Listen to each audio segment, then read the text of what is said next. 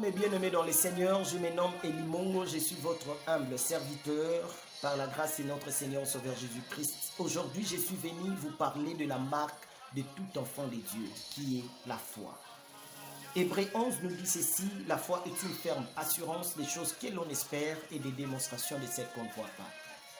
Ma soeur, mon frère, tu ne peux pas nous dire que tu es un enfant de Dieu lorsque tu manques la foi en toi. Nous devons avoir la foi parce que c'est ça notre nature. Ma soeur, mon frère, souvenez-vous de l'histoire de Lazare dans Jean 11. La Bible dit qu'il était l'ami de Jésus-Christ, mais on vient de lui annoncer que Lazare, ton ami, est malade. Après un temps, Jésus s'est décidé de retourner en Judée. Les disciples ont dit à Jésus, tu le sais bien qu'on cherche à te tuer là-bas à Judée, mais tu vas encore retourner. Ma soeur, mon frère, nous devons savoir une chose, que la foi, c'est advient que pourra. Tu ne peux pas nous dire que tu as la foi si tu ne veux pas oser. Et c'est que vous devez savoir que celui qui a un cœur d'amour, il a aussi la foi. Jésus aimait Lazare, c'est pourquoi il s'est décidé de retourner pour aller sauver Lazare. Ma soeur, mon frère, tu dis que tu es enfant de Dieu, mais tu dois savoir qu'il y a trois choses qui caractérisent la nature de notre Père. La première des choses, Dieu n'échoue pas. La deuxième des choses, Dieu ne ment pas.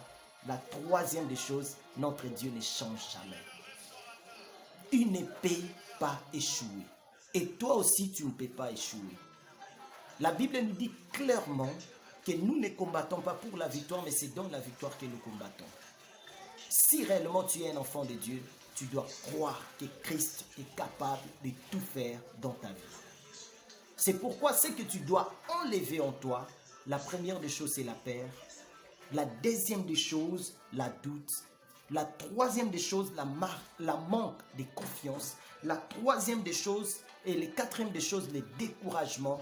Et les cinquième des choses, les complexes d'infériorité. Ma soeur, mon frère, si tu as la foi, tu dois croire à tout. C'est pourquoi je vais dire à un chrétien qui m'écoute en ce moment, vous devez savoir que la foi crée en nous la dépendance totale à Dieu. Lorsque tu as la foi, tu vas dépendre totalement à ton Dieu. Et tout ce que tu feras réussira. La deuxième des choses, le rétablissement total de notre relation avec Dieu. Tu ne peux pas dire que tu aimes Dieu si tu manques la foi. Car Christ est le consommateur de notre foi et c'est tout à fait impossible d'être agréable à Dieu sans la foi. La troisième des choses, tu seras un homme de miracles. Un homme plus surnaturel. Ma soeur, mon frère, tu ne croiras pas que le coronavirus va te tuer, mais tu croiras que c'est toi qui détruiras le coronavirus. C'est pourquoi je dis toujours, celui qui fléchit ses genoux pour chercher la face du Seigneur, il a la foi. Celui qui a un cœur d'amour a la foi. Celui qui sait comment demander le pardon, il a la foi. Celui qui croit à celui qui est à côté de lui, il a la foi. C'est que la foi crée en nous. Tu seras transporté au-delà de tes cinq sens. La vie, l'huile, le goût, l'odorat et le toucher. Tu seras transporté au-delà de tous ces cinq sens. La cinquième des choses, tu ne seras pas limité, mais tu seras illimité à cause de la foi.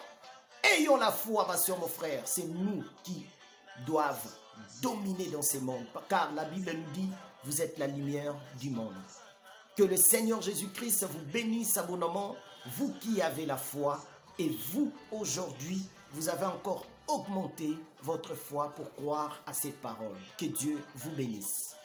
Si tu pouvais m'appeler, mon numéro c'est plus 243 89 79 000 99. Que le Seigneur Jésus-Christ vous bénisse abondamment. Ciao.